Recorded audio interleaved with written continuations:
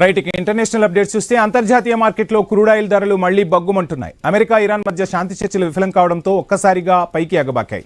మొన్నటి వరకు కాల్పుల విరమణ ఒప్పందంతో $100 దిగువకు వచ్చిన బ్యారెల్ ధర ఇప్పుడు మళ్లీ $103లకు చేరింది. ఇక ట్రంప్ వార్నింగ్ తో పరిస్థితి మరింత ఉద్రిక్తంగా మారింది.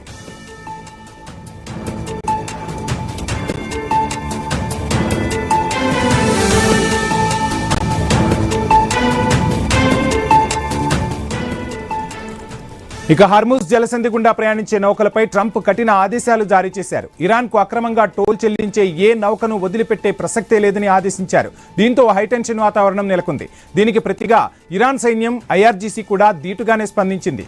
సీజ్ ఫైర్ ను ఉల్లంఘిస్తే తీవ్ర పరిణామాలు ఉంటాయని హెచ్చరించింది. ఈ నేపథ్యంలో బ్యారెల్ బ్రెంట్ క్రూడ్ ధర 8% పెరిగి $103లకు చేరింది.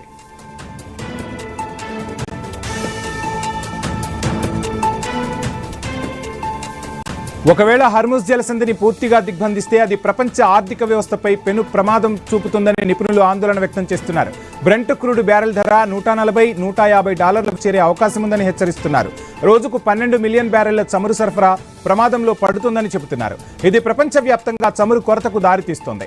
అదే జరిగితే ఇప్పటి వరకు ఒక ప్రాంతానికే పరిమితమైన ఈ యుద్ధం ప్రపంచవ్యాప్త పోరుకు దారితీయొచ్చనే అభిప్రాయాలు వ్యక్తమవుతున్నాయి. ప్రస్తుతానికి పూర్తిస్థాయి దిగ్బంధనం జరగకపోవచ్చని మార్కెట్ అంచనా వేస్తోంది.